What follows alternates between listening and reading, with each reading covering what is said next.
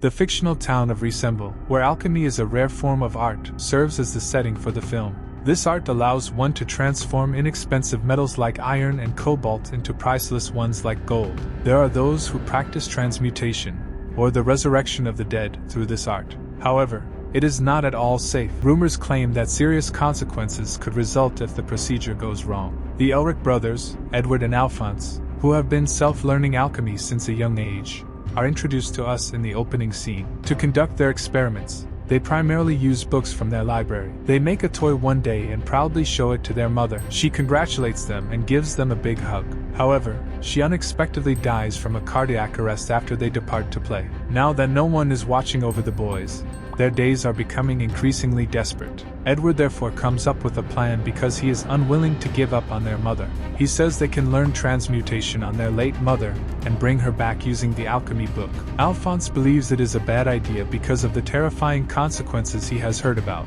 but after Edward convinces him that there is nothing to worry about, he decides to assist. The two brothers begin making plans in the following scene. They assemble all the components in accordance with the recipe book, then set them in the center of the transmutation circle. The moment they start chanting the ritual, a dangerously high amount of energy begins to form around the house, and it eventually develops into a vortex. The brothers now understand that their experiment has failed, but it is too late. Their home is ultimately torn apart by the vortex, which also obliterates everything nearby. The story then jumps ahead 20 years, and an adult Edward is pursuing a priest while carrying a mysterious red stone. The magical rock can perform alchemy without the aid of any ingredients, it is revealed. As a result, the priest uses the stone to unleash stone pillars when he is cornered, forcing Edward to flee. He then calls forth a number of terrifying creatures from the Underworld, and Edward summons his magic spear. The monsters are then dispatched one by a massive armored figure. His helmet is knocked off, while he uses his tremendous strength to throw them around like rag dolls. Surprisingly, the armor lacks a head, and the inside of his body is entirely hollow. While this is going on, Edward kills the remaining monsters and reveals that he too has prosthetic limbs. He continues by saying that everyone refers to him as the Full Metal Alchemist because of this physical characteristic. Edward eventually catches up to the terrified priest after he tries to flee. The priest's redstone is then knocked off as he strikes him with his artificial arm. When it seems as though he has finished his mission, the military, under the command of Colonel Mustang, shows up and captures both of them. Edward cries out for the rock, which he refers to as the Philosopher's Stone. Colonel Mustang reveals it to be a fake right away. Edward is devastated because he has spent years looking for the real one. Alphonse, Edward's younger brother, is revealed to be the man in the armor when he arrives in the meantime. He tries to console Edward, but the distraction allows the priest to flee. Later, everyone travels to the military base, where Colonel Mustang asserts that a Philosopher's Stone does not exist. The previous one they encountered was merely an amplifier, and lacked any capability for transmutation. Edward nevertheless maintains optimism that the genuine stone is still out there. He is frantically looking for it so that he can regenerate both his lost limbs and his brother. After the meeting, as Edward is getting ready to go home, he runs into Winry, his childhood best friend. She says she found out about him from the news and that she now wants to assist him in his quest to find the Philosopher's Stone. The priest arrives at a dark room where 3 magical thugs are waiting for him. Lust, the group's fierce leader, is joined by 2 other individuals. Gluttony, a chubby person with the power to devour anything, and Envy, a tall being with the ability to change into anyone. It turns out that the priest was sent on a mission, and because he failed to complete it, Lust is enraged. She therefore extends her claws and brutally impales him as a form of punishment. When the priest is already dead, Gluttony pounces and eats him. As Edward tries to fall asleep, visions of the incident from 20 years ago continue to plague him. Following the unsuccessful transmutation attempt, Edward is led to the Gate of Truth, which contains all of the universe's knowledge. The gate then bursts open, pulling him inside by some unsettling tentacles. When Edward is sent flying through the cosmos, he occasionally spots his mother off in the distance. He reaches out to her desperately, but the very next instant, he is taken back outside the gate. Edward now, however, is well versed in alchemy and how to use it without the aid of books. A god who is transparent then manifests and identifies himself as God. He claims that a deal will need to be struck if anyone wants to bring their deceased loved ones back to life. He then removes a limb from Edward, who had been trying to bring his mother back. Later, when Edward awakens, it is discovered that his home is still intact. However, he is missing a limb, and even his brother Alphonse is missing.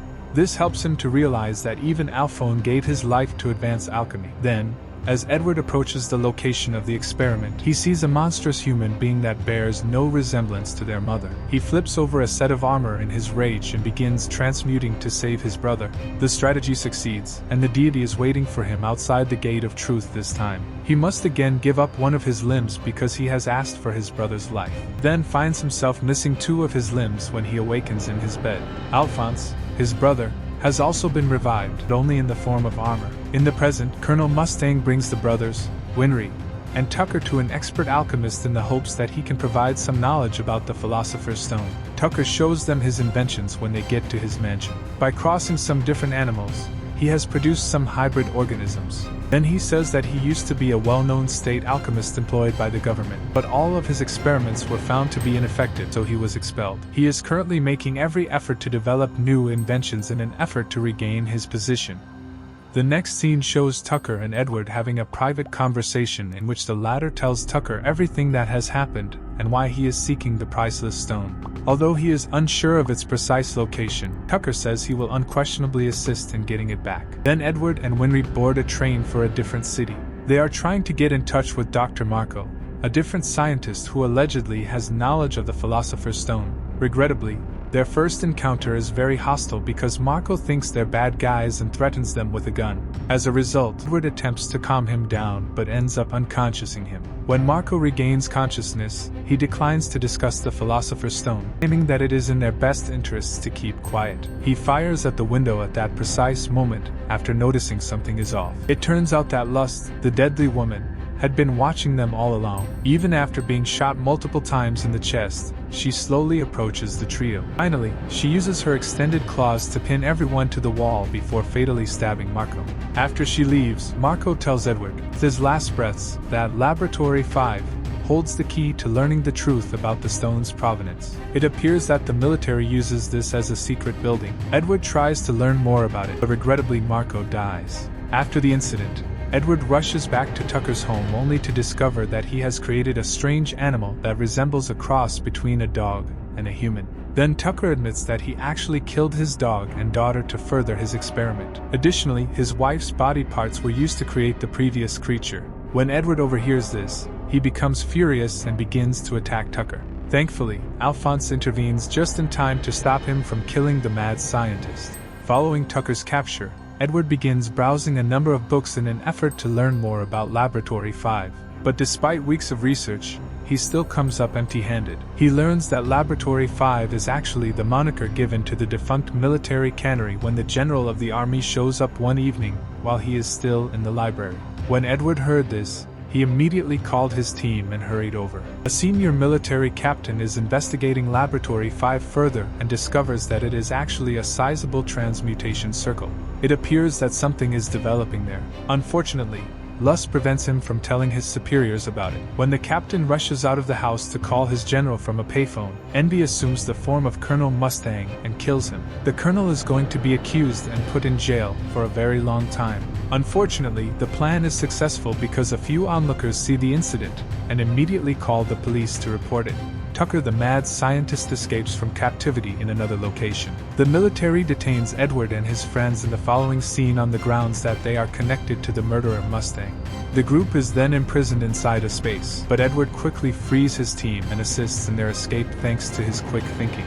They then steal a car and drive to Laboratory 5, where Colonel Mustang and another lieutenant are engaged in a standoff. He snaps his fingers and sets the lieutenant on fire, surprising everyone. The burning lieutenant abruptly changes when it appears that Colonel Mustang has gone insane. It turned out to be Envy in a covert manner. As soon as the remaining bad guys show up, Lust stabs Colonel Mustang in the abdomen, seriously hurting him. She then leaves the area, with Edward close behind. Soon after, Edward finds an empty room with a sizable transmutation circle drawn in it. The mad scientist, Tucker, arrives before he can even process the situation. These things are actually mass-produced inside of this facility, he reveals while pulling out a Philosopher's Stone from his pocket. In actuality, the operation is being carried out by the military. Tucker continues by saying that a sacrifice is necessary in order to raise someone from the dead. At the expense of the prisoners, high-ranking military personnel were thus bringing back their loved ones. Edward is shocked and repulsed when he hears this. But before he can ask any further questions, Lust enters the room and kills Tucker for disclosing too much. Here,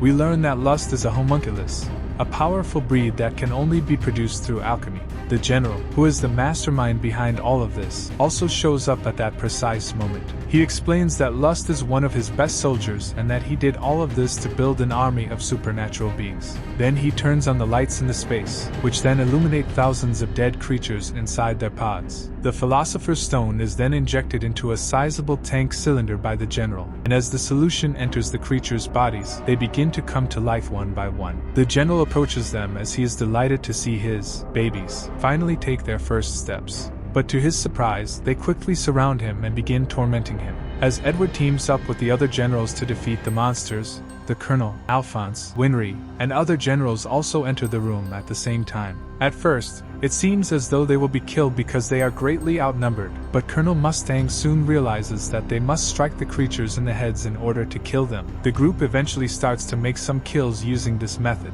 Edward and his team must go outside because the creatures won't stop coming. The conflict rages on as Lust and her thugs also appear. Colonel Mustang manages to summon all of his strength and unleash a deadly flame, which burns Envy and ultimately kills him. Colonel Mustang is still in shock from the earlier injury. The Colonel then turns his attention to Lust, but all of his efforts are in vain. She continues to regenerate her body despite being severely impaled in the chest. Lust reveals that she has a Philosopher's Stone buried deep within her chest as Edward and the Colonel stare in shock.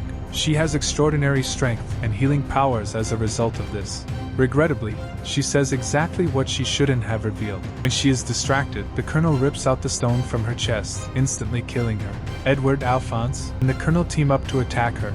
Gluttony is observing all of this from a distance as it happens. He quietly sneaks out of the area after learning that his teammates have been killed because he does not want to put his own life in danger. Colonel Mustang gives Edward the Philosopher's Stone after the final victory in the battle, telling him he can use it to resurrect his brother. The second the latter begins his alchemy as requested, he is brought close to the Gate of Truth. Alphonse, his brother, is also present in full human form. All that is left for Edward to do is give the stone to the god in exchange for his brother. But at the last second, he changes his mind. Given that he has witnessed the lives it can ruin, Edward no longer desires to use the evil stone for his own gain. In the final scene, Edward returns back to reality and apologizes to his brother for not bringing his body back. To his surprise, Alphonse immediately forgives him, saying he doesn't want to use alchemy either. He reasons that the forbidden technique put them in this state in the first place, and it's best to refrain from the stone forever. The movie ends as the two brothers, Winry and the Colonel, stare at the sun, delighted that they have reduced Earth. Thank you for watching.